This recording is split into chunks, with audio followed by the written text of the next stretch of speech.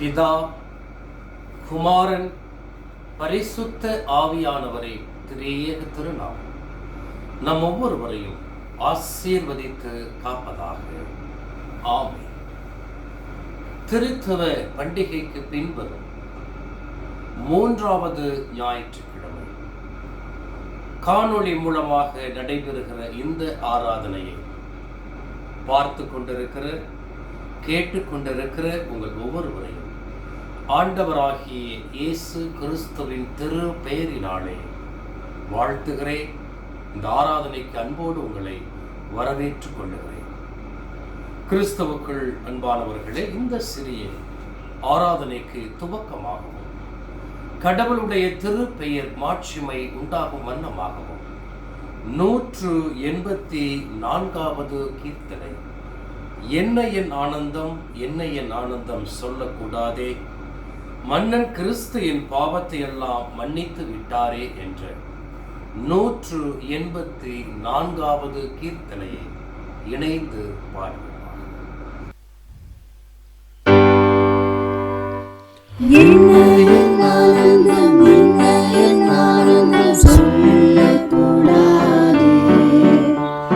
மன்னன் கிறிஸ்து என் பாவத்தை எல்லாம் மன்னித்து விட்டாரே, மன்னன் கிறிஸ்து என் பாவத்தை எல்லாம் மன்னித்து விட்டாரே. கூடுவோம், ஆடுவோம், பாடுவோம், நன்றாய் மகிழ் கொண்டாடுவோம். நாடியே நம்மை தேடியே வந்த நாதனை போற்றிடுவோம். பாவங்கள், சாபங்கள், கோபங்கள் எல்லாம் பரிகரித்தாரே. தேவாதி தேவன் என் உள்ளத்தில் வந்து தேற்றியே விட்டாரே. அச்சய பட்சமாய் ரட்சிப்பை எங்களுக்கு அருளினாரே. நிச்சய சுவாமியை பற்றிய சாட்சி பகர வேண்டியதே. வெண்ணங்கி பொன்முடி வாத்தியம் வீட்டில் ஜெய கொடியுடனே. மண்ணுலகில் வந்து விண்ணுலகில் சென்ற மன்னனை தோத்தரிப்போம். என்ன என் ஆனந்தம், என்ன என் ஆனந்தம் சொல்லக்கூடாதே. மன்னன் கிறிஸ்து என் பாவத்தை எல்லாம் மன்னித்து விட்டாரே, மன்னன் கிறிஸ்து என் பாவத்தை எல்லாம் மன்னித்து விட்டாரே. தலைகளை தாழ்த்தி ஆண்டவரை நோக்கி ஜெபம் செய்வோம்.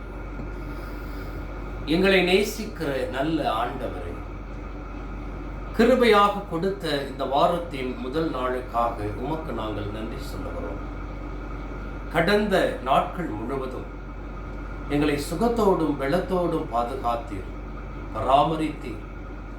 இந்த ஞாயிற்றுக்கிழமையிலே நீங்கள் ஒவ்வொருவரையும் ஆண்டவரை கூட்டி சேர்த்து உம்மை துதிக்க, உம்மை புகழ்ந்து பாட, உம்மை மகிமைப்படுத்த, உம்முடைய திருமறை வசனங்களை குறித்து தியானிக்க இந்த நேரத்தை எங்களுக்கு கொடுத்தீர். அதற்காக நன்றி சொல்லுகிறோம். இந்த சிறிய ஆராதனையிலே பங்கெடுத்திருக்கிற ஒவ்வொரு பிள்ளைகளையும் நீர் கண்ணோக்கி பார்த்து ஆசீர்வதியும். ஆம் ஆண்டவரே, சமாதானத்தையும் சந்தோஷத்தையும் நீர் கட்டளையிடும். இந்த ஆராதனை துவக்கம் முதல் முடிவு வரை உம்முடைய மாறாத பிரசன்னம் இந்த ஆராதனையோடு, இந்த ஆராதனையை கேட்டுக்கொண்டு கவனித்துக் கொண்டிருக்கிற ஒவ்வொரு பிள்ளைகளோடு தொடர்ந்து இருந்து ஆசீர்வதித்து காக்க வேண்டுமாறு இயேசு கிறிஸ்துவின் வழியாகும் இடத்தில் கேட்கிறோம் ஜீவனுள்ள பிதாவே, ஆமென். திருத்துவ பண்டிகைக்கு பின்வரும் 3வது ஞாயிற்றுக்கிழமை இன்றைய நாளுக்காக நமக்கு கொடுக்கப்பட்டுள்ள நற்செய்தி பகுதியை வாசிக்க கவனமாக கேட்போம். அது பரிசுத்த லூக்கா எழுதிய நற்செய்தி நூல் 15ஆம் அதிகாரம் திருவசனங்கள் 1 தொடங்கி 10 முடியும். பரிசுத்த லூக்கா எழுதிய நற்செய்தி நூல் அதிகாரம் 15 வசனங்கள் 1 10 முடியும். சகல ஆயக்காரரும் பாவிகளும் அவருடைய வசனங்களை கேட்கும்படி அவரிடத்தில் வந்து சேர்ந்தார்கள். அப்பொழுது பரிசேயரும் வேதபாரகரும் முறுமுறுத்து, இவர் பாவிகளை ஏற்றுக்கொண்டு அவர்களோடே சாப்பிடுகிறார் என்றார்கள். அவர்களுக்கு அவர் சொன்ன உவமையாவது, உங்களில் ஒரு மனுஷன் 100 ஆடுகளை உடையவனாயிருந்து அவைகளில் ஒன்று காணாமற் போனால் 99 ஆடுகளையும் வனாந்தரத்திலே விட்டு காணாமற் போன ஆட்டை கண்டுபிடிக்கும் அளவும் தேடி திரியானோ? கண்டுபிடித்த பின்பு அவன் சந்தோஷத்தோடே அதை தன் தோள்களின் மேல் போட்டுக்கொண்டு வீட்டுக்கு வந்து சிநேகிதரையும் அயலாகத்தாரையும் கூட வரவழைத்து, காணாமற் போன என் ஆட்டை கண்டுபிடித்தேன், என்னோடு கூட சந்தோஷப்படுங்கள் என்பான் அல்லவா? அதுபோல மனம் திரும்ப அவசியமில்லாத 99 நீதிமான்களை குறித்து சந்தோஷம் உண்டாகிறதை பார்க்கிறோம். மனம் திரும்புகிற ஒரே பாவிய நிமித்தம் பரலோகத்தில் மிகுந்த சந்தோஷம் உண்டாயிருக்கும் என்று உங்களுக்கு சொல்லுகிறேன். அன்றியும் ஒரு ஸ்திரீ 10 வெள்ளிக்காசை உடையவளா இருந்து அதில் ஒரு வெள்ளிக்காசு காணாமற் போனார், விளக்கை கொளுத்தி வீட்டை பெருக்கி அதை கண்டுபிடிக்கிற வரைக்கும் ஜாக்கிரதையாய் தேடாமல் இருப்பாளோ? கண்டுபிடித்த பின்பு தன் சிநேகிதிகளையும் அயல் வீட்டுக்காரிகளையும் கூட வரவழைத்து, காணாமற் போன வெள்ளிக்காசை கண்டுபிடித்தேன், என்னோடு கூட சந்தோஷப்படுங்கள் என்பாள் அல்லவா? அதுபோல மனம் திரும்புகிற ஒரே பாவிய நிமித்தம் தேவனுடைய தூதருக்கு முன்பாக சந்தோஷம் உண்டாயிருக்கிறது என்று உங்களுக்கு சொல்லுகிறேன் என்றார் என்பதுவே. கடவுள் கொடுத்த இந்த நல்ல வார்த்தைக்காக கடவுளுக்கு துதியும் கனமும் ஸ்தோத்திரமும் உண்டாவதாக. ஆமே. நாம் அனைவரும் இணைந்து நம்முடைய விசுவாசத்தை அப்போஸ்தல விசுவாசமாக பயபக்தியோடு அறிக்கை செய்வோமாக. வானத்தையும் பூமியையும் படைத்த சர்வவல்ல பிதாவாகிய கடவுளை விசுவாசிக்கிறேன். அவருடைய ஒரே குமாரனும் ஆண்டவராகிய இயேசு கிறிஸ்துவை விசுவாசிக்கிறேன். இவர் பரிசுத்த ஆவியினால் கர்ப்பத்தில் உற்பவித்து கன்னிமரியாத்தில் பிறந்து பொந்திய பிலாத்தியின் கீழ் பாடுபட்டு சிலுவையில் அறையுண்டு மரித்து அடக்கம் செய்யப்பட்டார். பாதாளத்தில் இறங்கி 3ஆம் நாள் மரித்தோரிலிருந்து உயிர்த்தெழுந்தார். பரத்திற்கேறி எல்லாம் வல்ல பிதாவாகிய கடவுளுடைய வலப்பக்கத்தில் வீற்றிருக்கிறார். அவ்விடத்திலிருந்து உயிரோருக்கும் மரித்தோருக்கும் நியாய தீர்ப்பளிக்க வருவார். பரிசுத்த ஆவியானவரை விசுவாசிக்கிறேன். பொதுவான பரிசுத்த கிறிஸ்துவ சபையும் பரிசுத்த ஆவியின் ஐக்கியமும் பாவ மன்னிப்பும் சரீர உயிர்த்தெழுதலும் நித்திய ஜீவனும் உண்டு என்று விசுவாசிக்கிறேன். ஆமென். நாம் அறிக்கையிட்ட இந்த விசுவாசத்தில் மரண பரியந்தம் நிலைத்திருக்க ஆண்டவர் தாமே நமக்கு துணை அருளை காப்பாராக. ஆமென். நாம் மீண்டும் கடவுளுக்கு மாட்சிமை உண்டாகும் வண்ணமாகவும் அருளுரைக்கு ஆயத்தப்படும் வண்ணமாகவும் 174வது ஞானப்பாடல். இயேசு பாவி நேசர்தாம், வழி தப்பி போன யாரும் அவரால் திரும்பலாம், அவரால் எக்கேடும் மாறும், அவரால் ரட்சிப்புண்டாம், இயேசு பாவி நேசர்தாம் என்ற 174வது ஞான பாடலை இணைந்து பாடு. இயேசு பாவி நேசர்தாம், வழி தப்பி போன யாரும் அவரால் திரும்பலாம், அவரால் எக்கேடும் மாறும், அவரால் ரட்சிப்புண்டாம், இயேசு பாவி நேசர்தாம்.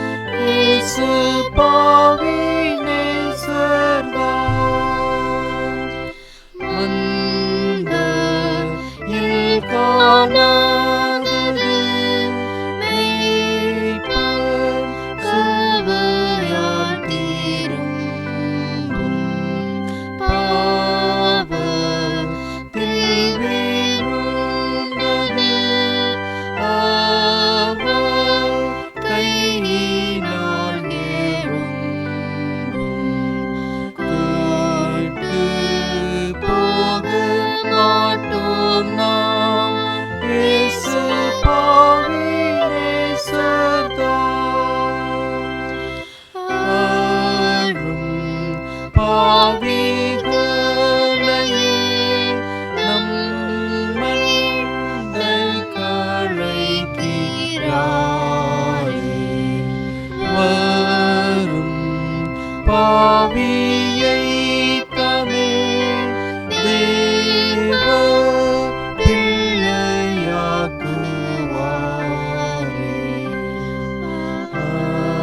அதை நம்பி வரலாம் இயேசு பாவி நேசர் நாம்.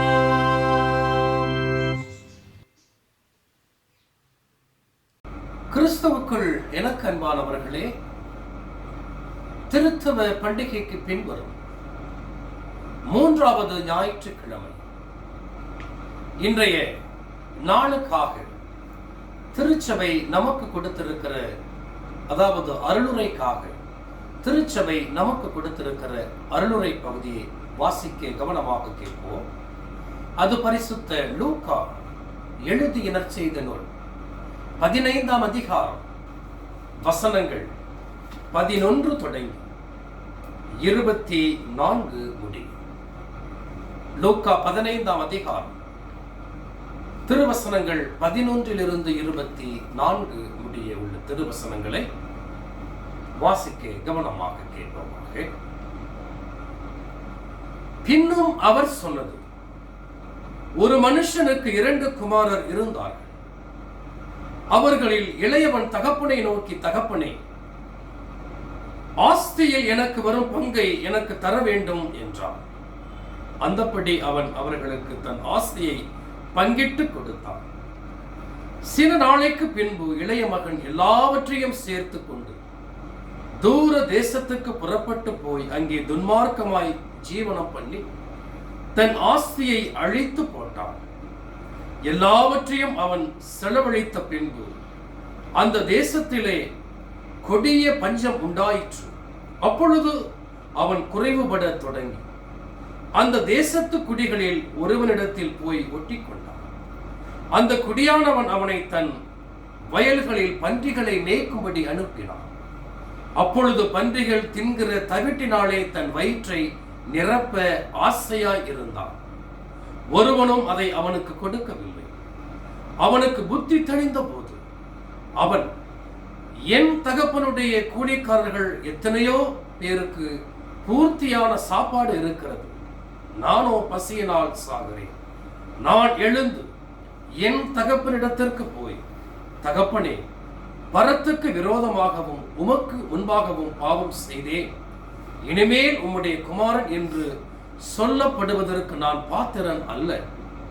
உம்முடைய கூலிக்காரரை ஒருவனாக என்னை வைத்துக் கொள்ளும் என்பேன் என்று சொல்லி எழுந்து புறப்பட்டு தன் தகப்பனிடத்திலே வந்தான்.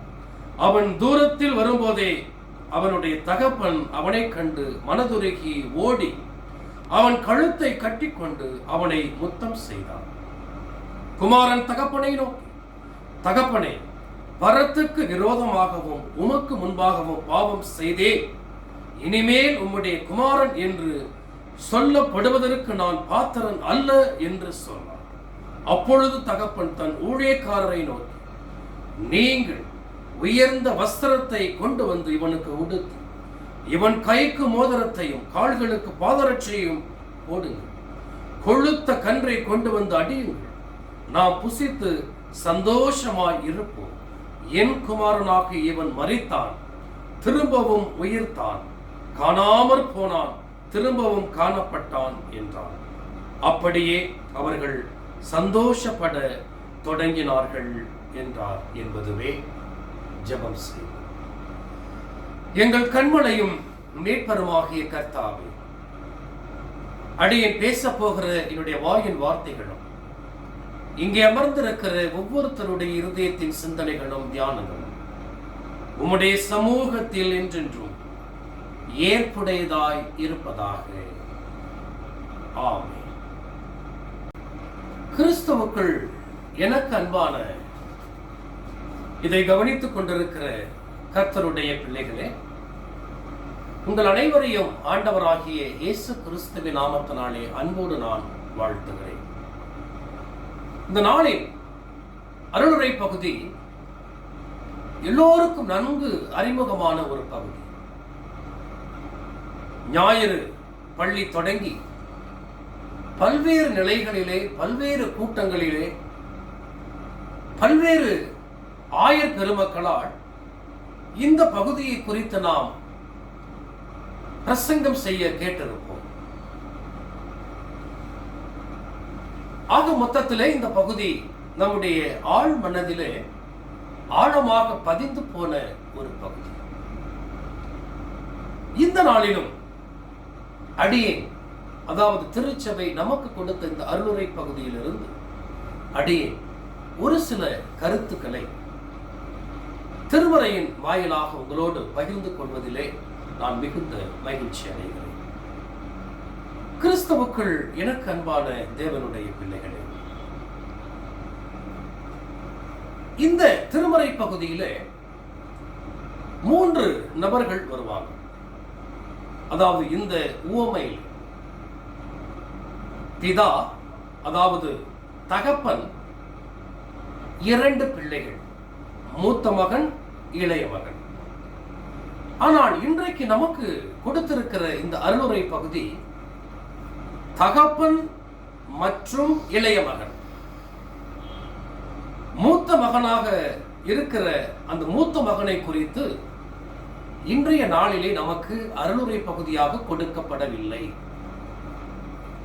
இந்த அருளுரை பகுதி, அதாவது மூத்த மகனை குறித்த அந்த 25ஆம் வசனம் தொடங்கி 32ஆம் வசனங்கள் முடிய அந்த பகுதி, அதாவது லூக்கா 15ஆம் அதிகாரம் 25 31 முடிய உள்ள திருமறை பகுதி வருகின்ற வாரம், அதாவது திருத்துவ பண்டிகைக்கு பின்வரும் 4வது ஞாயிற்றுக்கிழமையிலே அருளுரை பகுதியாக நமக்கு கொடுக்கப்பட்டிருப்பதனால் நான் அந்த மூத்த மகனை குறித்து நான் தியானிக்கவில்லை. மாறாக இளைய மகனை குறித்தும் அவருடைய தகப்பனை குறித்து மட்டுமே தியானித்து, இதன் மூலமாக கடவுள் நம்மோடு பேசுகிறது என்ன, இதன் மூலமாக கடவுள் நமக்கு சொல்லுகிற செய்தி என்ன என்பதை இப்பொழுது நாம் பார்ப்போம்.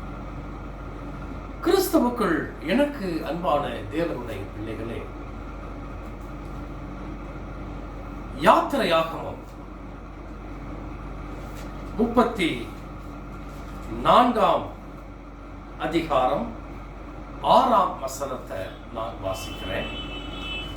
யாத்திரையாகமம் 34ஆம் அதிகாரம் 6ஆம் வசனம்.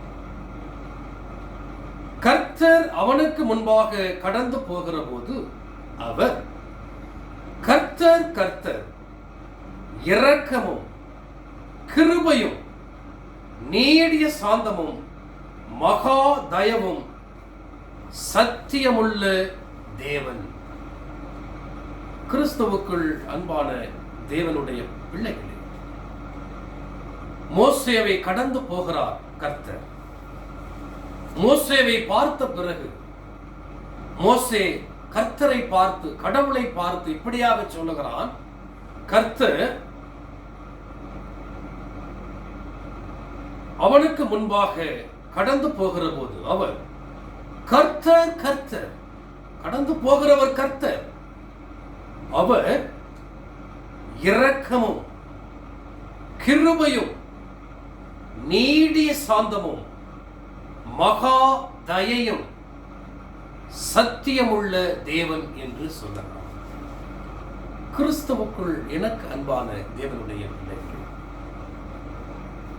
வாசிக்க கேட்ட அருளுரை பகுதியான அந்த இளைய மகன், அந்த தகப்பன்,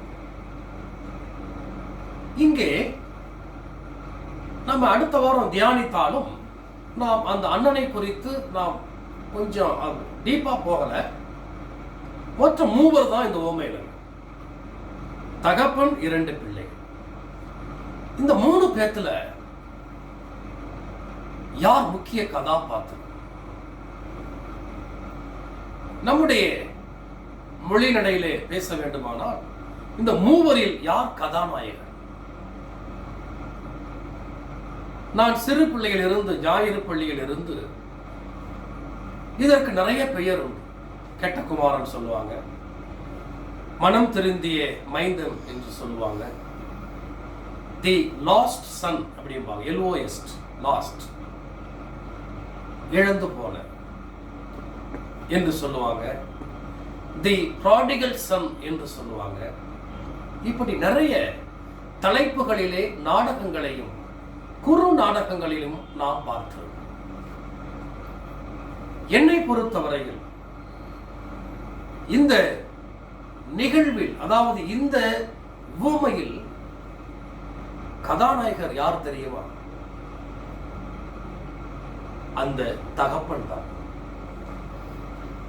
அந்த தகப்பன் தான் கதாநாயகர். அந்த தகப்பனுடைய ரோல் இருக்குது இல்லைங்களா? அதை நல்லா நீங்க திங்க் பண்ணி பாருங்க. அந்த தகப்பனுடைய அந்த ரோல் நம்ம எல்லோரையும் அப்படியே மெய்சிலிர்க்க வைக்கிறது. இப்படிப்பட்ட ஒருவர் தகப்பனா,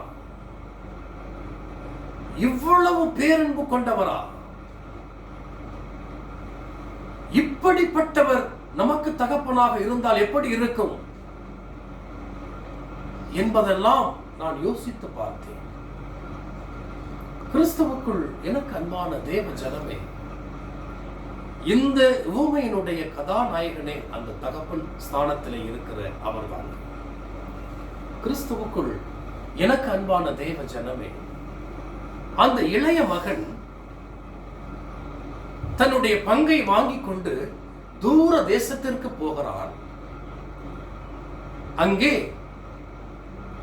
அவன் தன்னோடு கொண்டு சென்ற பணமோ அல்லது சொத்து எதுவாக இருந்தாலும் தாறுமாறாக செலவு செய்கிறான்.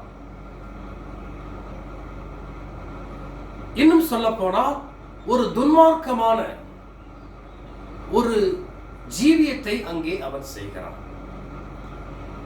துன்மார்க்கமான ஜீவியம் என்று சொன்னால் அது எப்படியெல்லாம் இருக்கும் அப்படின்னு நமக்கு தெரியும். அப்படிப்பட்ட ஜீவியம் செய்த பின்பு அங்கு மிகப்பெரிய பஞ்சம் உண்டாயிற்று. அதாவது இவன் சென்ற அந்த தேசத்திலே மிகப்பெரிய பஞ்சம். அந்த பஞ்சத்திலே அவன் சிக்கிக் கொள்ளுகிறான். அப்படி சிக்கிக் கொள்ளுகிற பொழுது ஒரு குடியாரனிடத்திலே அவன் வேலைக்கு அமர்த்தப்படுகிறான். அங்கே உணவு அவனுக்கு கிடைக்கவில்லை. மாறாக பன்றி தின்கிற அந்த உணவை அவன் தின்கிறான். காலப்போக்கில் அதுவும் கிடைக்காமல் போகிறது. ரொம்ப அற்புதமான ஒரு வார்த்தை அந்த இடத்திலே சொல்லப்படுகிறது. என்ன வார்த்தை தெரியுமா? அவனுக்கு புத்தி தெளிந்த போது. கிறிஸ்துவுக்குள் எனக்கு அன்பான தேவனுடைய பிள்ளை, அவனுக்கு புத்தி தெளிந்த போது, அதுவரையில் அவன் புத்தி தெளிவில்லாதவனாக இருந்திருக்கிறான். எனக்கு அன்பான தேவ ஜனமே, இன்றைக்கும் நிறைய நேரங்களிலே யார் யாரெல்லாம் நம்முடைய தகப்பனாகிய கடவுளை, நம்மை படைத்தவரை, விவிலியம் ரொம்ப அருமையா ஒரு வார்த்தை சொல்லுது. கிறிஸ்துவுக்குள் அன்பானவர்களே, வாலிபனே, வாலிப பிரயாயத்தில் உன் சிருஷ்டிகரை நினை என்று சொல்லுகிறது. இங்கே இவன் புத்தி தெளிந்த பொழுது தன் தகப்பனை குறித்து சிந்திக்கிறான். தன் தகப்பன் எப்படிப்பட்டவன், நான் வாழ்ந்த காலத்துல எவ்வளவு அன்போடு என்னை நேசித்தார், நான் அவரோடு இருந்த காலத்திலே எனக்கு எந்த குறைவும் இல்லையே. இன்னும் சொல்ல போனால் என் வீட்டிலே பணிவிடைக்காரனாக, பணிவிடைக்காரிகளாக வேலை செய்தவர்களுக்கும் எந்த குறைவும் இல்லையே. அப்படி இருந்தும் நான் ஏன் தூர தேசம் வந்தேன் என்கிற ஒரு நிலையை நினைத்து பார்க்கிறார். எனக்கு அன்பானவர்களே, நம்ம ஊர்ல சொல்லுவோம், இவன் என்ன புத்தி தெளிவு இல்லாம இருக்கிறானே என்று சொல்லுவோம். யார சொல்லுவோம்? யோசித்து பாருங்க. யாரை புத்தி தெளிவில்லாதவர்கள் என்று நம்ம யாரை சொல்லுவோம்? அவனுடைய வாழ்க்கை எப்படி இருக்கும்? நம்ம யாரை பார்த்து இந்த நேரத்திலே, இந்த உலகத்திலே இவன் புத்தி தெளிவில்லாமல் இருக்கிறான் என்று யாரை சொல்லுவோம்? அப்படிதான் அந்த இளைய குமாரனும் இருந்திருக்கிறான். கிறிஸ்துவுக்குள் எனக்கு அன்பானவர்களே, அவன் புத்தி தெளிந்த பொழுதுதான் தன்னுடைய தகப்பனை குறித்து அவன் சிந்திக்கிறான். இன்றைக்கும் யார் யாரெல்லாம் நம்மை உண்டாக்கினவரை, நம்மை படைத்தவரை, நம்மை உருவாக்கினவரை, நம்மை இம்மட்டும் கைவிடாமல் பாதுகாத்து பராமரித்து வருகிறவரை நினைத்து கூட பார்க்காமல் இருக்கிறோம் அல்லவா, அவர்களுக்கு பெயர் புத்தி தெளிவு இல்லாதவர்கள். அன்பானவர்களே, எப்பொழுது நாம் புத்தி தெளிய போகிறோம்? எனக்கு ஒரு தகப்பன் உண்டு, எனக்கு ஒரு பரம பிதா உண்டு. அவர்தான் இந்த உலகத்தை படைத்தவர், அவர்தான் என்னையும் படைத்தவர், அவர்தான் இம்மட்டும் என்னை போஷித்து வருகிறார், அவர்தான் இந்த வீட்டை எனக்கு கொடுத்தார், அவர்தான் எனக்கு ஒவ்வொரு நாளும் உணவு கொடுத்து வருகிறார், அவர்தான் இந்த வேலையை எனக்கு கொடுத்தார். இப்படி எல்லாவற்றிலும் தன்னுடைய தகப்பனை குறித்து, தகப்பனாகிய பரம பிதாவாகிய கடவுளாகிய கர்த்தரை எப்பொழுது நினைக்கிறோமோ அப்பொழுதுதான் நாம் புத்தி தெளிந்தவர்களாக இருக்க போகிறோம் என்கிற செய்தியை இந்த திருமறை பகுதி நமக்கு ஆழமாக சொல்லுகிறது. எனக்கு அன்பானவர்களே, அன்பானவர்களே, அடுத்து நான் சொன்னேன் அவர்தான் கதாநாயகன் என்று சொன்னேன். ஏன் தெரியுமா? கதாநாயகன் என்பவர் அவருடைய அளவீடு என்ன? இன்றைக்கு நிறைய திரைப்படங்களிலே இவர் கதாநாயகன் என்று சொல்லுகிறார்கள், பல்வேறு நிகழ்வுகளிலே அல்லது நாடகத்திலே இவர் கதாநாயகன் என்று சொல்லுகிறார்கள். ஆனால் இங்கே கதாநாயகன் அவருக்குரிய பண்புகள் என்ன தெரியுமா? அந்த பண்பை வைத்துதான் அவர் கதாநாயகன். உருவத்தை வைத்து அல்ல, மாறாக பண்பு, நலன்கள், குணாதிசயங்களை வைத்துதான் ஒருவர் கதாநாயகனாக இருக்க முடியும். எனக்கு அன்பான தேவஜனம், இங்கே பாருங்கள், இவன் அதன் பிறகு புத்தி தெளிந்தவுடனே தன்னுடைய இல்லத்திற்கு விரைகிறான். மனிதருக்குள்ளாக என்ன பேசுகிறான்? நான் மீண்டும் என்னுடைய தகப்பனுடைய மகனாக நான் அங்கு போகவில்லை, மாறாக வேலைக்காரர்களில் ஒருவனாக நான் போக போகிறேன் என்று சிந்தித்துக் கொள்ளுகிறான். அடுத்து, உமக்கு விரோதமாகவும் பரத்துக்கு விரோதமாகவும் நான் பாவம் செய்தேன் என்று அறிக்கையிட போகிறேன் என்றும் சொல்லுகிறார். கிறிஸ்துவுக்குள் எனக்கு அன்பான தேவ ஜனமே, ஆனால் தகப்பன் என்ன செய்தார் தெரியுமா? கிறிஸ்துவுக்குள் ரொம்ப அற்புதமான ஒரு காட்சி. அந்த காட்சியை நீங்கள் நினைத்து பாருங்கள். அந்த தகப்பன் அந்த வீட்டு முற்றத்திலே எந்நேரமும் 24 மணி நேரமும் தன்னை விட்டு பிரிந்து போன அந்த பிள்ளையை குறித்து, இளைய குமாரனை குறித்து மட்டுமே சிந்தித்தவனாக இருக்கிறார். எனக்கு அன்பான தேவஜனமே, அன்பு, இதற்கு பேர் அன்புள்ளவர் என்பதை விட பேரன்பு கொண்டவர். கிறிஸ்துவுக்குள் எனக்கு அன்பானவர்களே, 20 வசனத்தை வாசிக்கிறேன். எழுந்து புறப்பட்டு தன் தகப்பனிடத்தில் வந்தான்.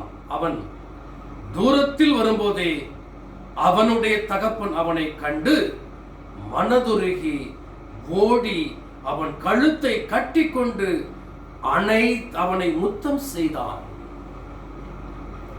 கிறிஸ்துவுக்குள் அன்பானவர்களே, தூரத்தில் வரும் பொழுதே நன்றாக நீங்க யோசிங்க.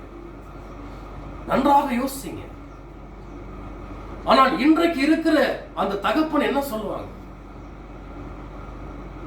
என் பேச்சை கேட்காமல் இந்த வீட்டை விட்டு ஓடி போனாய் அல்லவா, ஓடு கோழி, போ வெளியே, என்னை ஏன் தேடி வந்தாய்? உனக்கு இந்த வீட்டிலே இடமில்லை, உனக்குரிய பங்கை நீர் பெற்றுக்கொண்டாய், ஆகவே உனக்கு இந்த இல்லத்திலே இடமில்லை என்று சொல்லி அவரை விரட்டி இருப்பார்கள். இப்பொழுது இருக்கிற இந்த உலக பிரகாரமான தகப்பன்மார்கள். ஆனால் அவரோ அவன் அங்கே வரும் பொழுதே எதிர்கொண்டு ஓடுகிறார், அவரை கட்டி அணைக்கிறார், முத்தம் செய்கிறார். கிறிஸ்துவுக்குள் எனக்கு அன்பானவர்களே, ஒரு உண்மையை நாம் புரிந்து கொள்ள வேண்டும். என்ன உண்மை தெரியுமா? இவனோ பஞ்சத்துல அடிபட்டு சோத்துக்கு வழி இல்லாம பல நாள் பட்டினி கிடந்தவனாக தடுமாறி வந்திருக்க வேண்டும் அவன் இல்லத்தை நோக்கி. அப்பொழுது அவனுடைய உருவ அமைப்பு எப்படி இருந்திருக்கும்? அவனால தாடியை கூட ஷேவ் பண்ணிருக்க முடியாது. அவனுடைய முகம் விகாரமாக இருந்திருக்கும். அவன் தலைமுடி வெட்டப்பட்டவனாக இருந்திருக்க முடியாது. அழுக்கு சட்டையோடு, ஒருவேளை சட்டை போட்டிருந்தானோ அல்லது போடவில்லையோ, ஆகவே எதுவுமே இல்லாதவனாக பஞ்ச பரதேசியாக அவன் தன் தகப்பனை நோக்கி வருகிறான். அவனை எப்படி இவர் என்னுடைய மகன், வருகிறவன் என் மகன் தான் என்று தூரத்திலே வரும் பொழுது எப்படி இவரால் கணிக்க முடிந்தது? அப்படி என்றால் 24 மணி நேரமும் தன்னுடைய பிள்ளையை குறித்து மட்டுமே யோசித்துக் கொண்டிருக்கிறார் இந்த தகப்பன். அன்பானவர்களே, 24 மணி நேரமும் என்னை விட்டு கடந்து சென்ற, என்னை விட்டு பிரிந்து சென்ற அவன், அந்த இளைய குமாரன் எப்படி இருக்க போகிறான்? எப்படி இருப்பான்? ஒருவேளை உணவு இல்லாமல் இருப்பானோ? உடை அவனுக்கு கிடைக்காதே. இந்த நேரத்திலே அவன் இப்படிதான் இருப்பான் என்று யோசித்து தூரத்தில் வருகின்ற பொழுதே இவன்தான் என்னுடைய மகன் என்று சொல்லி தகப்பன் ஓடி கட்டி அணைத்து அவனை முத்தம் செய்கிறதை பார்க்கிறோம்.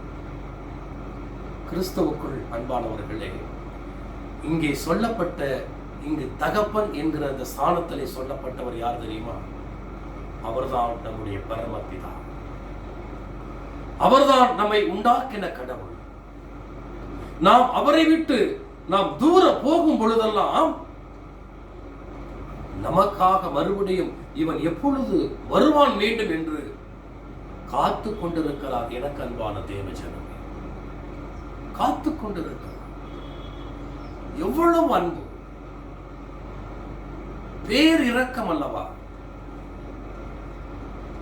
நான் நிறைய சொல்ல கேட்டிருப்போம். இப்படி ஒரு நிலை இந்த நம்முடைய சமூகத்தில் நடக்குமாயின், எனக்கு நிறைய தெரிந்த நண்பர்கள் இருக்கிறாங்க, இந்து சமயத்தை சேர்ந்த நண்பர்களும் இருக்கிறாங்க. அவங்க சொல்லுவாங்க, என் புள்ள என் பேச்சை கேட்காம போயிட்டான், அவனை நான் தலை முழுகிட்டேன் அப்படின்னு எத்தனையோ பேர் நாம் சொல்ல கேட்டிருப்போம். ஆனால் இந்த தகப்பன், உங்களையும் என்னையும் படைத்த சர்வ வல்லமை உள்ள கடவுள் நம்மை விடவில்லை. நாம் எப்பொழுது திரும்பி வருவோம் என்று நமக்காக காத்திருக்கிறார். நமக்காக புத்தாடையோடு காத்திருக்கிறார். நமக்காக ஆபரணங்களோடு காத்திருக்கிறார். நமக்காக கொழுத்த கன்றோடு காத்திருக்கிறார். நமக்காக சந்தோஷப்பட காத்திருக்கிறார். இவர்தான் நம்மை உண்டாக்கின கடவுள். இலக்கண்பான தேவஜனமே, நாம் எப்பொழுது புத்தி தெளிய போகிறோம்? நாம் எப்பொழுது கடவுளை நோக்கி வரப்போகிறோம்? இந்த உலகம் இன்றைக்கு பொல்லாங்கினாலும் பாவங்களினாலும் சூழ்ந்து, பாவங்களினால் இந்த உலகம் சீரழித்துக் கொண்டிருக்கிறது. அப்படிப்பட்ட தருணத்திலே நாம் உலக காரியங்களிலே நாம் மூழ்கி இருந்து கடவுளை பல நாட்களாக மறந்து போயிருக்கிறோமே. இது போல நோய் வருகின்ற பொழுது, ஆபத்து வருகின்ற பொழுது ஜெபம் செய்யறோம். கொஞ்சம் பழைய வாழ்க்கை, பழைய நிலைமை திருந்துச்சுன்னு நம்ம பண்றோம், அந்த ஆலயம் பக்கம் கூட நம்ம வர மாட்டோம். இதுதான் இன்றைக்கு நமக்கு இருக்கிற கிறிஸ்தவனுடைய நிலைமை. அன்பானவர்களே, இப்படிப்பட்ட நிலையில் தான் இந்த பகுதியை நாம் புரிந்து கொள்ள வேண்டும். இந்த கதாநாயகன், இந்த தகப்பன் பாருங்க. நான் முதலாவது இந்த தகப்பனாகிய நம்முடைய ஆண்டவர், தகப்பனாகிய இந்த உலகத்தை அண்ட சராசரங்களை படைத்தவர், நம்மை பாவத்தில் இருந்து மீட்டு என்ன பண்ணுகிறார் தெரியுமா? நான் வாசிக்கிறேன் பாருங்க. முதலாவது ஏசாயா 1:18 சொல்லுகிறபடி பாவங்களை கழுவி நம்மை தூய்மைப்படுத்துகிறார். கிறிஸ்துவுக்குள் எனக்கு அன்பானவர்களே, ஏசாயா 1:18 நான் வாசிக்கிறேன். ஏசாயா 1:18 வழக்காடுவோம் வாருங்கள் என்று கர்த்தர் சொல்லுகிறார். உங்கள் பாவங்கள் சிவேர் என்று இருந்தாலும் உறைந்த மழையைப் போல் வெண்மையாகும். அவைகள் இரத்தாம்பர சிவப்பாய் இருந்தாலும் பஞ்சை போல் ஆகும். கிறிஸ்துவுக்குள் அன்பானவர்களே, இந்த இடத்துல என்ன சொல்றார்? நம்முடைய பாவங்கள் எப்படி வேண்டுமானாலும் இருக்கட்டும், நம்முடைய பாவங்கள் எவ்வளவு கொடியதாக இருக்கலாம், அதான் சொல்றாங்க. அவர் நம்முடைய பாவங்கள் எப்படி இருக்கிறது என்று சொல்கிறார் என்று சொன்னால், உங்கள் பாவங்கள் சிவேர் என்று இருந்தாலும் உறைந்த மழையை போலாம் வெண்மையாகும். கிறிஸ்துவுக்குள் அன்பானவர்களே, நம்முடைய பாவங்களை அவர் பாவத்தை நீக்கி நம்மை தூய்மைப்படுத்துகிற கர்த்தர். அதான் சொல்றார். இவன் வந்த உடனே என்ன சொல்றாருங்க? இவனை குளிப்பாட்டுங்க, இவனை குளிப்பாட்டுங்க, இவனுக்குரிய ஆடையை கொடுங்க.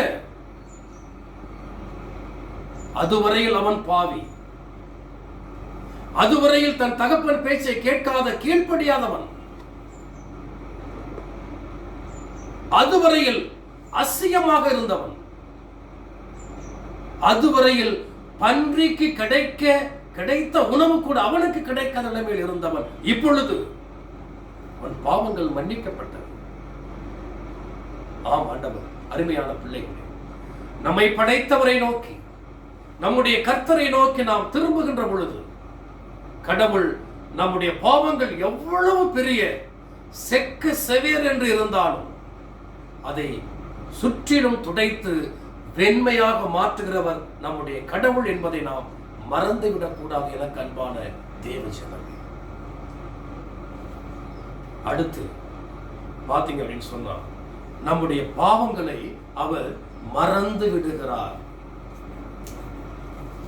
ஏசாயா 43:25 நான் வாசிக்கிறேன். ஏசாயா 43:25. நானே உன் மீறுதல்களை என் நிமித்தமாக குலைத்து போடுகிறேன், உன் பாவங்களை நினையாமலும் இருப்பேன். உன் பாவங்களை நினையாமலும் இருப்பேன். கிறிஸ்துவுக்குள் அன்பானவர்களே, ஃபர்ஸ்ட் சொல்றாரு, உன் பாவங்கள் எல்லாவற்றையும் செக்க செவேர்னு இருந்தாலும் அதை கழுவி வெண்மைப்படுத்துவேன், அதை துடைத்து போடுவேன் என்று சொல்லுகிறார். இப்பொழுது என்ன சொல்லுகிறாருங்க? உன்னுடைய பாவத்தை நான் நினைப்பதில்லை, மறந்து விடுகிறேன். ஏசாயா 43:25 இப்படியாக சொல்லுகிறார், உன் பாவங்களை நினையாமலும் இருப்பேன். சங்கீதம் 130 13 என்று நினைக்கிறேன், 3 அல்லது சங்கீதம் 130, மன்னிக்கணும், சங்கீதம் 130:3 வாசிக்கிறேன். கர்த்தாவே, நீர் அக்கிரமங்களை கவனித்திருப்பீர்களே, ஆனால் யார் நிலை நிற்பான்? ஆண்டவரே, யார் நிலைத்து நிற்க முடியாது. அப்படியானால் அவர் கவனிக்காமல் நம்முடைய பாவங்களை மறந்து விடுகிறார். இங்கே தகப்பன் அவர் என்ன சொல்றாரு? அந்த இளைய மகனை பார்த்து, இவனுக்குரியத ட்ரெஸ் போடுங்க, மோதிரத்தை போடுங்க, இவனை குளிப்பாட்டுங்க, கொழுத்தை கன்று அடிங்க. ஆனால் அவனிடத்திலே நீ இப்படி பண்ணியப்பா, நீ இந்த மாதிரி செஞ்சியப்பா, நான் வேண்டாம் வேண்டாம் சொல்லும் பொழுது என்னை பேச்சை கேட்காமல் மீறிக்கிட்டு போனியே என்று எந்த ஒரு வார்த்தையும் சொல்லவில்லை எனக்கு அன்பானவர்களே. மாறாக அவன் செய்த அனைத்து பாவங்களும் இப்பொழுது மறக்கப்பட்டிருக்கிறது. இதுதான் ஏசாயா சொல்றாரு, உன் பாவங்களை நான் நினைப்பதில்லை, மறந்து விடுகிறேன் என்று சொல்லுகிறார். கிறிஸ்துவுக்குள் எனக்கு அன்பானவர்களே, மூன்றாவது ஒரு காரியத்தை சொல்லுகிறார். சங்கீதம் 103:12 நான் வாசிக்கிறேன். சங்கீதம் 103 சங்கீதம் 12 மேற்குக்கும் கிழக்குக்கும் எவ்வளவு தூரமோ அவ்வளவு தூரமாய் அவர் நம்முடைய பாவங்களை நம்மை விட்டு விலக்கினார். கிறிஸ்துவுக்குள் நம்முடைய தகப்பனை குறித்து பாருங்கள் எனக்கு அன்பானவர்களே. முதலாவது சொன்னேன், நம்முடைய பாவங்களை கழுவி நம்மை தூய்மைப்படுத்துகிறார். ஏசாயா 1:18. அடுத்து சொல்லுகிறார், நம்முடைய பாவங்களை மறந்து விடுகிறார். ஏசாயா 43:25. சங்கீதம் 133. இப்பொழுது சங்கீதம் 103:12 கிழக்கிற்கும் மேற்கிற்கும் எவ்வளவு தூரமோ அவ்வளவு தூரமாய் அவர் நம்முடைய பாவங்களை விட்டு விலக்கினார். நம்முடைய பாவத்தை ரொம்ப தூரத்துல கொண்டு போய் போட்டுறார். பக்கத்துல இருந்தாதான் நம்முடைய பாவம் நமக்கு ஒரு உறுத்தலாக இருக்கும் அல்லவா? நமக்கு உறுத்தலா இருக்கும் அந்த பாவம். இங்கே நம்முடைய பாவத்தை நீண்ட தூரத்திற்கு கொண்டு போய் நம்ம கண் காணாத இடத்துக்கு கொண்டு போய் தூக்கி போட்டுறார். நல்லா யோசிச்சு பாருங்க. அந்த இளைய மகன் தூர தேசத்திற்கு தன் தகப்பனை விட்டு போனான். ஆனால் இப்பொழுது அவனுடைய பாவம் தூரமா போயிடுச்சு. அவன் கடவுளுக்கு அருகில் வந்து விட்டான். தகப்பனுக்கு அருகில் அந்த இளைய மகன் வந்து விட்டான். அவனுடைய பாவம் தூரமா எங்க போயிடுச்சுங்க? கிழக்கிற்கும் மேற்கிற்கும் எவ்வளவு தூரமோ அவ்வளவு தூரமாய் அவனுடைய பாவங்கள் அகற்றப்பட்டு விட்டன. கிறிஸ்துவுக்குள் அன்பானவர்களே, அடுத்து நான்காவது, நம்முடைய பாவத்தை அவர் மறைத்து விடுகிறார். சங்கீதம் 85:2 நான் வாசிக்கிறேன். சங்கீதம் 82:5. உமது ஜனத்தின் அக்கிரமத்தை மன்னித்து அவர்கள் பாவத்தை எல்லாம் மூடினீர். அக்கிரமத்தை மன்னித்தார், பாவங்கள் எல்லாவற்றையும் மூடிவிட்டார். ஒரு பெரிய குழி தோண்டி புதைச்சி நம்முடைய பாவத்தை எல்லாம் போட்டு என்ன பண்ணிட்டாருங்க? மூடிட்டார். இன்னும் சொல்ல போனா அவர் நம் மீது வைத்த அன்பின் நிமித்தமாக, அன்பு என்பதெல்லாம் சாதாரண பேரன்பின் நிமித்தமாக, ஆங்கிலத்திலே ஸ்டெட்ஃபாஸ்ட் லவ் அப்படின்னு சொல்லுவாங்க, நிலை பெயராத அன்பு. தன்னுடைய மகன் நம்மளை விட்டு தூரமா போயிட்டானே, அவன் மூஞ்சில கூட முழிக்க கூடாது என்று தன் அன்பை மாற்றிக்கொள்ளாத தகப்பன் தான் நம்முடைய கடவுள். நம்ம எவ்வளவு தூரம் அவரை விட்டு போனாலும் நம் மீது வைத்த அன்பு குறையாது. அப்படிப்பட்ட அன்புள்ளவர் நான் சொல்றாரு. சங்கீதம் 85:2 உமது ஜனத்தின் அக்கிரமத்தை மன்னித்து அவர்கள் பாவத்தை எல்லாம் மூடினீர். பாவம் எல்லாம் மூடப்பட்டு விட்டது. நம் கண் முன்னே இப்பொழுது இல்லை. அது உறுத்தி கொண்டிருக்கும் அல்லவா? அது இல்லை. அடுத்து சங்கீதம் 32:1-2 ஆகிய 2 வசனங்களை நாம் கவனமாக வாசித்தோம். தெரியும், எவனுடைய மீறுதல் மன்னிக்கப்பட்டதோ, எவனுடைய பாவம் மூடப்பட்டதோ அவன் பாக்கியவான். கிறிஸ்துவுக்குள் அன்பானவர்களே, சங்கீதம் 85:2 சொல்லப்படுகிறது, ஜனத்தின் பாவங்கள் எல்லாவற்றையும் அக்கிரமங்களை மன்னித்து பாவங்கள் எல்லாவற்றையும் மூடினார் என்று வாசிக்கிறோம். இங்கே அதே சங்கீதத்திலே சொல்லப்படுகிறது 32:1-2 எவனுடைய மீறுதல் மன்னிக்கப்பட்டதோ, எவனுடைய பாவம் மூடப்பட்டதோ அவன் பாக்கியவான். எவனுடைய அக்கிரமத்தை கர்த்தர் எண்ணாது இருக்கிறாரோ, எவனுடைய ஆவியில் கபடம் இல்லாமல் இருக்கிறதோ அவன் பாக்கியவான். யாருடைய பாவம் மூடப்படுகிறதோ அவன் பாக்கியவான். கடவுள் உண்மையாகவே அவரை நோக்கி நாம் வருவமையானால் நாம் செய்த பாவங்கள் அத்தனையும் மூடப்படும். கிறிஸ்துவுக்குள் அன்பானவர்களே, சங்கீதம் 91:14-15 நான் வாசிக்கிறேன். சங்கீதம் 91:14-15. அவன் என்னிடத்தில் வாஞ்சியாய் இருக்கிறபடியா அவனை விடுவிப்பேன். என் நாமத்தை அவன் அறிந்திருந்தபடியினால் அவனை உயர்ந்த அடைக்கலத்தில் வைப்பேன். அவன் என்னை நோக்கி கூப்பிடுவான், நான் அவனுக்கு மறு உத்தரவு அருளி செய்வேன். ஆபத்திலே நானே அவனோடு இருந்து அவனை தப்புவித்து அவனை கனப்படுத்துவேன். கிறிஸ்துவுக்குள் அன்பானவர்களே, ஒரு வார்த்தை அற்புதமா சொல்றார். என் நாமத்தை அவன் அறிந்திருந்தபடியினால் அவனை உயர்ந்த அடைக்கலத்தில் வைப்பேன். நான் யார்? அந்த இளையகுமாரன் அதான் ரொம்ப அருமையா சொல்லப்படுகிற இடத்துல என்னுடைய தகப்பன் யார் என்று அவன் புரிந்து கொள்ளுகிறான். என்னுடைய தகப்பன் யார்? அவர் மிக பெரியவர். அவரிடத்திலே பல வேலைக்காரர்கள் உண்டு. அவரிடத்திலே வேலைக்காரனாக சேருவேன் என்று சொல்லி வருகிறான். என்று சொன்னால் அவரிடத்திலே வேலைக்காரனுக்கு அவ்வளவு நன்மை உண்டாக அவன் பார்த்திருக்கிறான்.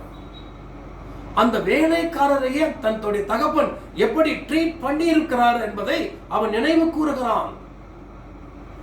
அப்படியானால் தன் தகப்பனை குறித்து அவன் அறிந்திருக்கிறான். தன் தகப்பனை குறித்து அவன் அறிந்திருக்கிறான். எனக்கு ஒரு தகப்பன் உண்டு. அந்த தகப்பன் என் மீது பேரன்பு கொண்டவர். அந்த தகப்பன் அவர் இல்லத்திலே பணி செய்கிற பணிவிடக்காரரை கூட அன்போடு நேசிக்கிறவர். அந்த பணிவிடைக்காரர்களில் ஒருவனாக நான் போய் சேரப்போகிறேன் என்று சொல்லி வருகிறான். அந்த இடத்துல அவன் செய்த மிக உன்னதமான ஒரு காரியம் என்ன தெரியுமா? புத்தி தெளிந்தவனாக தன் தகப்பனை குறித்து யோசித்தான். இங்கே அதான் சொல்லப்படுகிறது அன்பானவர்களே. சங்கீதம் 91:14 அதான் சொல்லப்படுகிறது. என் நாமத்தை அவன் அறிந்திருந்தபடியினால் அவனை உயர்ந்த அடைக்கலத்தில் வைப்பேன். அதன் பிறகு வருகிறான். அவனுக்கு புத்தாடை கொடுக்கப்படுகிறது, மோதிரம் அணிவிக்கப்படுகிறது, அவன் கழுவப்படுகிறான். இப்பொழுது அவன் வேலைக்காரனாக இல்லை, மாறாக தன்னுடைய தகப்பனின் மகனாகவே மீண்டும் அந்த இடத்திலே வருகிறான். எனக்கு அன்பானவர்கள் பாருங்க, அவன் ஒரு காரியம் தான் செய்தான். நான் போய் என்னுடைய தகப்பனிடத்திலே மன்னிப்பு கேட்க போகிறேன். உமக்கு விரோதமாகவும் பரத்துக்கு விரோதமாகவும் நான் பாவம் செய்தேன் என்று மன்னிப்பு கேட்க போகிறேன் என்று சொல்லிதான் வருவான். ஆனால் அங்கே வருகின்ற பொழுது அவன் சொல்லுவான், உமக்கு விரோதமாகவும் பரத்துக்கு விரோதமாகவும் பாவம் செய்தேன் என்று அவன் சொன்ன உடனே தகப்பன் சொல்லுவாரு, இவனை கழுவி இவனுக்குரிய உடையை போடு, கொழுத்த கன்றை அடி, மோதிரத்தை போடு. அப்படியானால் நான் மீண்டும் என்னுடைய மகனாகவே இவனை நான் ஏற்றுக்கொள்ளுகிறேன். என்னுடைய வேலைக்காரனாக அல்ல, என்னுடைய மகனாகவே ஏற்றுக்கொள்ளுகிறேன். அன்பானவர்களே, நாமும் தகப்பனை விட்டு வெகு தூரத்தில் போயிருக்கோம். தகப்பனை விட்டு நாம் தூரம் போயிருக்கோம். தகப்பனை விட்டு போறோம் அப்படின்னு சொல்லிட்டாவே செத்து போயிட்டோம் அர்த்தம். நாம் கடவுளை விட்டு யார் ஒருவர் தூரமாய் போறாரோ அவர்கள் செத்த பணத்திற்கு சமம். அங்கே சொல்லப்படுகிறது ஆதியாகமத்திலே துவக்கத்திலே, இந்த பழத்தை நீ சாப்பிடுகின்ற பொழுது சாகவே சாவாய். அங்கே சொல்லப்படுகிற சாவு என்பது நீ இனிமேல் என்னோடு உறவாட முடியாது, நீ இனிமேல் என்னோடு பேச முடியாது, நீ இனிமேல் என்னோடு இந்த தோட்டத்திலே வாழ முடியாது, கோ அவுட், கெட் அவுட் அப்படின்னு செத்ததற்கு சமானம். இங்கேயும் அதான் சொல்றார், என்னுடைய மகன் செத்து மரித்திருந்தான், இப்பொழுது உயிரோடு வந்திருக்கிறான். ஒருவேளை நினைக்கலாம் அந்த உலகம் நமக்கு மிகப்பெரிய சந்தோஷத்தை கொடுப்பதாக எண்ணிக்கொள்ளலாம். இந்த பணமும் இந்த பதவியும் இந்த செல்வாக்கும் இந்த படிப்பும் இந்த உலக பிரகாரமான காரியங்களும் நமக்கு இந்த உலகத்திலே மிகப்பெரிய சந்தோஷத்தை கொடுப்பதாக இருக்கும் எண்ணிக்கொள்ளலாம். அது தற்காலிகமானது அன்பானவர்களே. ஆனால் இவற்றிலே நாட்டம் கொண்டு கடவுளை விட்டு நாம் தூரத்திலே செல்வோமேயானால் நாம் செத்த பணத்திற்கு சமம் என்று விவிலியம் சொல்லுகிறது. அன்பானவர்களே, இந்த பூமியினுடைய கதாநாயகனே நம்முடைய கர்த்தர் தான், தகப்பன் தான். கர்த்தர் கடவுள் இருக்கின்ற பொழுது அவர் மட்டும்தான் கதாநாயகன், வேற யாருமே இல்லை. நம்முடைய பாவங்களை தண்டிப்பதற்கு பதிலாக, நம்மை தண்டிப்பதற்கு பதிலாக என்ன சொல்றாங்க? 5 காரியம் சொன்னேன். 1, நம்முடைய பாவங்கள் எல்லாவற்றையும் கழுவி இரத்த சிவப்பா இருந்தாலும் அதை மழைத்துளியின் உறைந்த மழையை போல் வெண்மையாக்குகிறார். நம்முடைய பாவங்கள் எல்லாவற்றையும் கழுவி தூய்மையாக்குகிற கடவுள் நம்முடைய தகப்பன். நம்முடைய பாவங்களை மறந்து விடுகிறார். நம்முடைய பாவங்களை வெகு தொலைவிலே கொண்டு போய் போட்டு விடுகிறார். நம்முடைய பாவங்களை மறைத்து விடுகிறார். நம்முடைய பாவங்களை இந்த இடத்துல நம் மீது அடுத்து சொல்றாரு, நம்முடைய என் நாமத்தை அறிந்திருக்கிறவனை என்ன பண்றாரு? அவனை உயர்ந்த அடைக்கலத்தில் வைக்கிறார். நம்முடைய பாவங்கள் மூடப்பட்டது, நம்முடைய பாவங்கள் வெகு தொலைவிலே கொண்டு போய் போடப்பட்டது, நம்முடைய பாவங்கள் மூடி மறைக்கப்படுகிறது, நம்முடைய பாவங்களை அவர் மறந்து விடுகிறார், நினைக்கவில்லை. இப்பொழுது நாம் கடவுளின் பிள்ளையாக மாறி இருக்கிறோம். ஆனால் நாம் என்ன செய்ய வேண்டிய என்ன தெரியுமா? ஆண்டவரை நோக்கி நாம் வர வேண்டும். நம்மை உண்டாக்கின தகப்பனை நோக்கி வர வேண்டும். தகப்பனிடத்திலே பணிந்து உமக்கு விரோதமாகவும் பரத்துக்கு விரோதமாகவும் நான் பாவம் செய்தேன் என்று தன்னைத்தானே கர்த்தரிடத்திலே ஒப்புமையானார். கடவுள் நம்மை அவருடைய சொந்த மகனாக ஏற்றுக்கொள்வார். நாம் பாவங்களை மன்னியும் என்று சொல்லாமல், தன் தகப்பனை நோக்கி வராமல், தன்னுடைய தகப்பனிடத்திலே நாம் திரும்பாமல் உலக காரியங்களிலே மூழ்கி கிடப்பேமையானால் நம்முடைய வாழ்க்கை அது மிகவும் பரிதாபத்திற்குரியது என்பதை மட்டும் நாம் புரிந்து கொள்ள வேண்டும். அன்பான தேவஜனமே, நாம் கடவுளை நோக்கி திரும்புவோம். கடவுளை நாம் தகப்பனாக சித்தரித்து, கடவுளை நாம் தகப்பனாக ஏற்றுக்கொண்டு அவரை நோக்கி நாம் வருவோம். அவர் நமக்காக காத்திருக்கிறார், நம்மை தூய்மையாக்க காத்திருக்கிறார், நம்மை சொந்த மகனாக ஏற்றுக்கொள்ள காத்திருக்கிறார், நமக்கு புத்தாடைகளை உடுத்திவிட காத்திருக்கிறார், நமக்காக மோதிரத்தை கொடுப்பதற்கு காத்திருக்கிறார், நமக்காக சந்தோஷப்பட கொழுத்த கன்றை அடிப்பதற்கு காத்திருக்கிறார். நாம் புத்தி தெளிவோம், கடவுளை நோக்கி பயணிப்போம், கடவுளின் புத்திரனாக மாறுவோம். இதுவரையில் செத்து போயிருந்த நாம் உயிரோடு எழும்புவோம். ஆண்டவர் தாமே இந்த திருவசனங்களை நமக்கு ஆசீர்வதித்துக் கொடுப்பாராக. ஆமென். கிறிஸ்துவுக்குள் எனக்கு அன்பான தூய கர்மேல் ஆலயத்தினுடைய சபை பிள்ளைகள் ஒவ்வொருவருக்கும் என்னுடைய வாழ்த்துக்களை அன்போடு நான் தெரிவித்துக் கொள்கிறேன். இந்த நேரத்திலே கடந்த வாரத்திலே நம்முடைய குருசேகரத்தைச் சேர்ந்த பிள்ளைகள் பிறந்த நாளை கொண்டாடி முடித்திருக்கிறார்கள். திருமண நாளையும் கொண்டாடி முடித்திருக்கிறார்கள். அப்படி திருமண நாளையும் பிறந்த நாளையும் கொண்டாடி முடித்த அருமை பிள்ளைகளுக்காக நாம் இப்பொழுது ஜெபம் செய்ய போகிறோம். அவருடைய பெயர்களை நான் இப்பொழுது வாசிக்கிறேன். திருமதி கிருபா, டாக்டர் ஆஃப் ரெவரண்ட் ஜேசு பிள்ளை அவர்கள் கடந்த 14/6/2021 ஆண்டிலே பிறந்த நாளை கொண்டாடி முடித்திருக்கிறார்கள். திருமதி Sweetly, wife of mister Jayakumar அவர்களும் 14/6/2021 அன்றிலே தங்களுடைய பிறந்த நாளை கொண்டாடி முடித்திருக்கிறார்கள். இன்றைய தினத்திலே திரு டி தேவராஜ் அவர்கள் தங்களுடைய பிறந்த நாளை கொண்டாடி கொண்டு இருக்கிறார்கள். அது மட்டுமல்ல, திரு வேதா பாலகுமார், திருமதி ரீட்டா அம்லா அவர்கள் நேற்றைய தினத்திலே, அதாவது 19/6/2021 தங்களுடைய திருமண நாளை கொண்டாடி முடித்திருக்கிறார்கள். அருமை பிள்ளைகளுக்காக நாம் தலைகளை தாழ்த்தி ஆண்டவருக்கு நன்றிகளை ஏறடும். எங்களை நேசிக்கிற நல்ல ஆண்டவரே, கிருபையாக ஒவ்வொரு நாளையும் நீர் எங்களுக்கு கொடுத்து ஆசீர்வதித்து பாதுகாத்து வருகிறீர். ஆம் ஆண்டவரே, அதற்காக உமக்கு நாங்கள் நன்றி சொல்லுகிறோம்.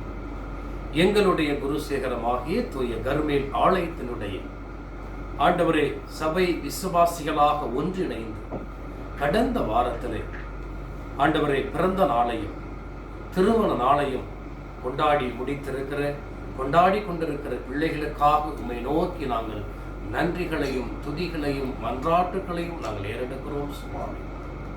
ஆம் ஆண்டவரே, திருமதி கிருபா, டாக்டர் ஆஃப் ரெவரண்ட் ஜேசு பிள்ளை, திருமதி ஸ்வீட்லின், வைஃப் ஆஃப் திரு ஜெயக்குமார் அவர்கள் கடந்த 14ஆம் தேதி தங்களுடைய பிறந்த நாளை கொண்டாடி முடித்திருக்கிறார்கள். ஆண்டவர் தாமே அவர்களுக்கு கொடுத்த புதிய வருடத்திற்காக நன்றி சொல்லுகிறோம் ஆண்டவரை. அதே போல இன்றைய தினத்திலே தன்னுடைய பிறந்த நாளை கொண்டாடி கொண்டிருக்கிற திரு டி தேவராஜ் ஐயா அவர்களுக்காகவும் ஆண்டவரே அவர்களுக்கு நீர் கொடுத்த புதிய வருஷத்திற்காகவும் உமக்கு நாங்கள் நன்றி சொல்லுகிறோம் சுவாமி. அது மட்டுமல்ல, திருமண நாளை கொண்டாடி முடித்திருக்கிற திரு வேத பாலகுமார், திருமதி ரீட்டா அம்லா அவர்கள் நேற்றைய தினத்திலே 19/6/2021 தங்களுடைய திருமண நாளை கொண்டாடி முடித்திருக்கிறார்கள். ஆண்டவர் தாமே கடந்த வாரத்திலும் இன்றைய தினத்திலும் தங்களுடைய பிறந்த நாளையும் திருமண நாளையும் கொண்டாடி கொண்டிருக்கிற ஒவ்வொரு பிள்ளைகளையும் நீர் ஆசீர்வதியும். ஆம் ஆண்டவரே, கடந்த நாட்களிலே எப்படி அருமை பிள்ளைகளை நீர் பாதுகாத்தீரோ, பராமரித்தீரோ, வழி நடத்தீரோ, அதே போல புதிதாக உம்முடைய திரு கரத்திலிருந்து நீர் கொடுத்த அந்த புதிய வருஷத்திலும் உம்முடைய பாதுகாப்பின் கரம் அருமை பிள்ளைகளோடு இருந்து ஆசீர்வதித்து பாதுகாத்து பராமரித்து இன்னும் அநேக ஆண்டு இந்த பூமியிலே அவர்கள் வாழ்ந்து உமக்கும் உம்முடைய திரு சித்தத்திற்கும் உம்முடைய திருவசனத்திற்கும் உண்மையும் உத்தமமாக வாழ்வதோடு மட்டுமல்லாது அநேகருக்கு சாட்சியாகவும் வாழ தேவரில் நீர் கிருபை செய்ய வேண்டுமாய் இயேசு கிறிஸ்துவின் வழியாக உம்மிடத்திலே வேண்டிக் கொள்ளுகிறோம் ஜீவனுள்ள பிதாவே, ஆமென். காணிக்கை பாடலாக 176வது ஞான பாடல். உமதாட்டை மேய்ப்பரே, நீர் இரக்கமாய் நோக்கீரோ, தோளில் அதை வீட்டுக்கு கொண்டு போக நீர் வரீரோ, நான் எல்லா இக்கட்டுக்கும் நீங்க என்னை இரட்சியும் என்ற 176வது ஞான பாடலை இணைந்து பாடுவோம். அப்பொழுது உங்களிடத்திலே கொடுக்கப்பட்டுள்ள அந்த உண்டியல் பெட்டியிலே உங்களுடைய காணிக்கைகளை செலுத்துமாறு அன்போடு கேட்டுக்கொள்ளப்படுகின்றன.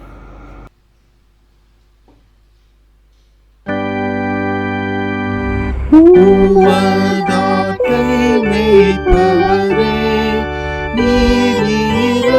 ஏக்கமாய் நோக்கிறோம். தோளில்லாத வீட்டுக்கு கொண்டு போக நீர் வாரீரோ. நான் எல்லா இக்கட்டுக்கும் நீங்க என்னை ரட்சியும்.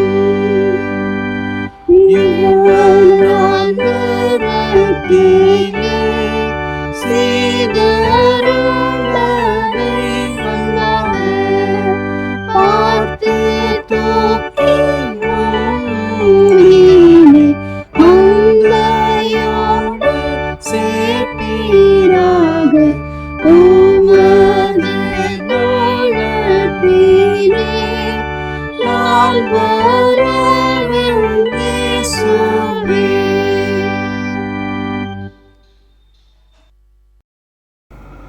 ஜெபம் செய்வோம். பரிசுத்தமுள்ள நல்ல ஆண்டவரே, கிருபையாக கொடுத்த இந்த புதிய வாரத்திற்காக உமக்கு நாங்கள் நன்றி சொல்லுகிறோம். நீர் ஆண்டவரே இரக்கத்திலே ஐஸ்வர்யவான், நீர் பேரன்பு கொண்டவர், மகா இரக்கம் நிறைந்தவர். உம்முடைய சாயலாக படைக்கப்பட்ட மனித இனத்தை ஆண்டவரை நீர் அதிகமாக நேசிக்கிறவர் ஆண்டவரே. ஆம் ஆண்டவரே, ஆனால் உம்முடைய சாயலாக இருக்கிற நாங்களோ உம்மை விட்டு வெகு தூரம் நாங்கள் சென்றிருக்கிறோம் ஆண்டவரே. உம்மை மறந்திருக்கிறோம் கர்த்தாவே. ஆம் ஆண்டவரே, கர்த்தாவே, நாங்கள் மறந்து இந்த உலக காரியங்களிலும், இந்த உலக காரியங்கள் எங்களுக்கு நிலையானவை என்பதை ஆண்டவரே நாங்கள் உணர்ந்து, கர்த்தாவே, நாங்கள் உலக காரியங்களிலே மூழ்கி போய் உம்மை விட்டு விலகி இருக்கிறோம் சுவாமி. அதனால் பாவ வாழ்க்கைக்குள்ளாக நாங்கள் சென்று இருக்கிறோம். அதனால் ஆண்டவரை அருவருக்கத்தக்க தாறுமாறான வாழ்க்கையில் நாங்கள் நடந்திருக்கிறோம் ஆண்டவரே. இப்பொழுது நாங்கள் நினைவு கூறுகிறோம், எங்களுக்கு ஒரு பிதா இருக்கிறார், எங்களை படைத்தவர் இருக்கிறார், எங்களை படைத்தவர் எங்களுக்காக காத்து கொண்டு இருக்கிறார். நாங்கள் எப்பொழுது மனம் திரும்புவோம் என்று எங்களுக்காக காத்து ஆவலோடு வீட்டின் முகப்பிலே காத்திருக்கிறார் என்ற செய்தியை நாங்கள் கேள்விப்படுகிறோம் ஆண்டவரே. ஆம் கர்த்தாவே, இந்த உலகமும் இந்த உலக காரியமும் நிரந்தரம் அல்ல, இவையெல்லாம் மாயை என்கிற உணர்வை ஆண்டவரே இந்த நாளிலே நாங்கள் தியானித்த அந்த திருமறை பகுதி எங்களுக்கு நினைவூட்டுகிறது சுவாமி. ஆம் ஆண்டவரே, இந்த உலகமும் உலக சிற்றின்பங்களும் உலக காரியங்களும் நிரந்தரமானது என்பதை ஆண்டவரை நாங்கள் நினையாதபடி எல்லாவற்றையும் விட கர்த்தாவே, எங்களுடைய கடவுளாகிய பிதாவானவர் நிரந்தரமானவர் என்கிற உண்மையை நாங்கள் புரிந்து கொண்டு உம்மை நோக்கி நாங்கள் மன்றாடுகிறோம் ஆண்டவரை. நீர் ஏற்றுக்கொள்ளும் சுவாமி. நாங்கள் செய்த தவற்றுக்காக உம்மிடத்திலே மன்னிப்பு கோருகிறோம். உமக்கு விரோதமாகவும் ஆண்டவரே பரலோகத்திற்கு விரோதமாகவும் நாங்கள் பாவம் செய்தோம் என்று ஆண்டவரை நாங்கள் இந்த நேரத்திலே கர்த்தாவை அறிக்கையிடுகிறோம் ஆண்டவரை. எப்படி அந்த இளைய குமாரன் உமக்கு விரோதமாகவும் பரத்துக்கு விரோதமாகவும் நான் பாவம் செய்தேன் என்று அறிக்கையிட்ட பிறகு அவனை மன்னித்து ஏற்றுக்கொண்டு ஆண்டவரை உம்முடைய மகனாகவே ஏற்றுக்கொண்டீர் ஆண்டவரை. ஆனாலும் நாங்கள் தகுதி இல்லாத பாத்திரம் சுவாமி, தகுதி இல்லாத பாத்திரமாக எங்களை நீர் ஏற்றுக்கொள்ளும் ஆண்டவரே. ஆம் சுவாமி, நீர் கொடுத்த இந்த புதிய நாளுக்காக, இந்த வாரத்திற்காக நன்றி சொல்லுகிறோம். நீர் கொடுத்த உணவுக்காக நன்றி சொல்லுகிறோம், உடைக்காக நன்றி சொல்லுகிறோம், நீர் கொடுத்த இருப்பிடத்திற்காக நன்றி சொல்லுகிறோம். இவை எல்லாமே நீர் கொடுத்தது ஆண்டவரே. இம்மட்டுமாய் ஜீவன் கொடுத்து எங்களை பாதுகாத்தபடியினால் உமக்கு நாங்கள் நன்றி சொல்லுகிறோம் ஆண்டவரே. நன்றி நன்றி நன்றி ஆண்டவரே. ஆம் கர்த்தாவே, இப்பொழுதும் எங்களுடைய திருச்சபைக்காக வருகிறோம், பேராயருக்காக வருகிறோம், குருமார்களுக்காக வருகிறோம், திருச்சபை அங்கத்தினர்களுக்காக வருகிறோம் ஆண்டவரே. எங்களுடைய குருசேகரம் ஆகிய தூய கர்மேல் ஆலயத்திற்காக வருகிறோம். ஆம் ஆண்டவரே, அந்த கர்மேல் குருசேகரத்தினுடைய சிறு பிள்ளைகள் தொடங்கி வயது முதிர்ந்தோர்கள் வரை ஒவ்வொரு பிள்ளைகளுக்காக உம்மிடத்தில் நாங்கள் வேண்டுதல் செய்கிறோம் ஆண்டவரே. அது மட்டுமல்ல கர்த்தாவே, ஆண்டவரே, இந்த கொரோனா என்கிற தொற்றின் மூலமாக உலகம் முழுவதும் பாதிக்கப்பட்டிருக்கிற ஒவ்வொரு பிள்ளைகளுக்காக வருகிறோம். பலர் ஆண்டவரே இந்த உலகத்தை விட்டு பிரிந்திருக்கிறார்கள் ஆண்டவரே. பலர் கர்த்தாவை மருத்துவமனையிலே ஆண்டவரே அனுமதிக்கப்பட்டிருக்கிறார்கள் ஆண்டவரே. பலர் உயிருக்காக போராடி கொண்டிருக்கிறார்கள் சுவாமி. பலர் ஆண்டவரே இல்லத்திலே என்ன செய்வது என்று தவித்துக் கொண்டிருக்கிறார்கள் ஆண்டவரே. ஆம் சுவாமி, 38 வருஷ நோய் அழியும் ஒரே வார்த்தையினாலே நீர் குணமாக்கினீர் ஆண்டவரே. அப்படிப்பட்ட சுகத்தையும் அப்படிப்பட்ட குணத்தையும் குணமாக்குதலையும் ஆண்டவரே இந்த கொரோனா நோயினால் பாதிக்கப்பட்டிருக்கிற ஒவ்வொரு பிள்ளைகளுக்காக நீர் ஆண்டவரே கர்த்தாவை இறங்கி வந்து நீர் சுகம் கொடுத்து ஆசீர்வதிக்க வேண்டுமாய் ஜெபிக்கிறோம் ஆண்டவரே. இந்த ஆராதனையை ஆண்டவரை இந்நேரம் மட்டும் ஆண்டவரை கேட்டுக்கொண்டிருக்கிற பார்த்து கொண்டிருக்கிற ஒவ்வொருவருக்குள்ளும் அவருடைய குடும்பத்திற்குள்ளும் அவருடைய ஆண்டவரை உற்றார் உறவினர்கள் வேலை செய்கிற இடம் ஆண்டவரை எல்லாவற்றிற்குள்ளும் அவருடைய உள்ளத்திற்குள்ளும் சமாதானத்தையும் சந்தோஷத்தையும் நீர் கொடுத்து ஆசீர்வதிக்க வேண்டுமாய் ஜெபிக்கிறோம் ஆண்டவரே. வாழ்க்கையை தொலைத்து கொண்டு போய் அடுத்த நிலை என்ன, நாளை குறித்து தியானித்துக் கொண்டிருக்கிற ஆண்டவரை, நாளைய தினத்தை குறித்து ஆண்டவரை மிகவும் பயந்திருக்கிற அப்படிப்பட்ட பிள்ளைகளுக்காக வருகிறோம். நீரே நேற்றும் இன்றும் என்றும் மாறாத கடவுள், நீரே மாறாதவர். சூழ்நிலைகள் மாறும் ஆண்டவரே, ஆனால் நீரே மாறாதவர் என்கிற உண்மையை ஆண்டவரை அருமை பிள்ளைகளுக்கு ஆண்டவரை நீர் காண்பிக்க வேண்டுமாய் ஜெபிக்கிறோம். இப்பொழுதும் எல்லாவற்றையும் உடைய கரத்தில் ஒப்படைக்கிறோம். நாங்கள் தொடர்ந்து ஆண்டவரை நீர் எங்களுக்கு கொடுக்க போகிற ஒவ்வொரு நாட்களையும் உம்முடைய திரு கரத்தில் இருந்து நாங்கள் பெற்றுக்கொண்டு அதன்படி வாழ உமக்கு ஏற்ற வாழ்க்கை வாழ தேவரின் கிருபை செய்ய வேண்டுமா இயேசு கிறிஸ்துவின் வழியாக உம்மிடத்திலே கேட்கிறோம் ஜீவனுள்ள பிதாவே, ஆமென். நாம் அனைவரும் இணைந்து கர்த்தர் நமக்கு கற்பித்த ஜெபத்தை இணைந்து ஏறெடுப்போமாக.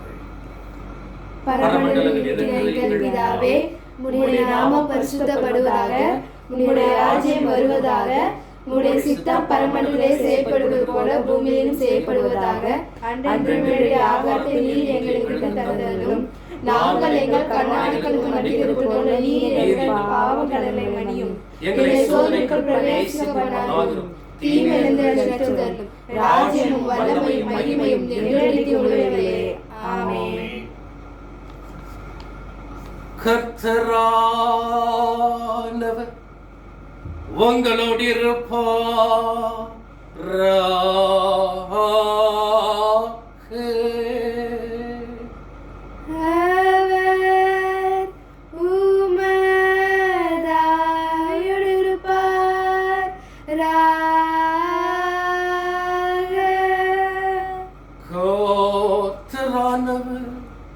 உன்னை ஆசீர்வதித்து உன்னை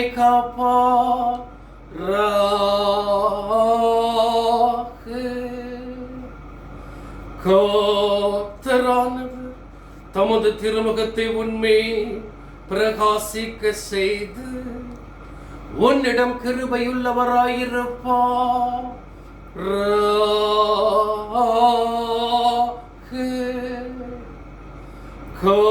கர்த்தரானவர் தமது திருமுகத்தை உனக்கு பிரசன்னமாக்கி உனக்கு சமாதானம் தந்தருளுவார்.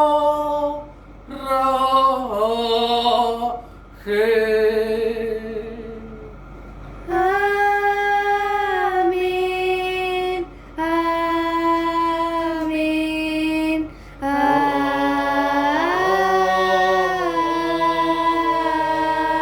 ஆமென். இந்த ஆராதனையின் நிறைவு பாடலாக ஞான பாடல் எண் 140வது பாடலில் 4வது சரணத்தை இணைந்து பாடுவோம். ஞான பாடல் எண் 144வது சரணம். மீட்பர் காட்டும் சத்தத்திற்கு ஆடுகள் செவி தரும். ஆடு கூப்பிட்டால் அதற்கு மெய்ப்பெண்கள் அணிபதும். உங்களையோ நீர் சத்தமிட்டால் கேட்பேன், என்னை நீ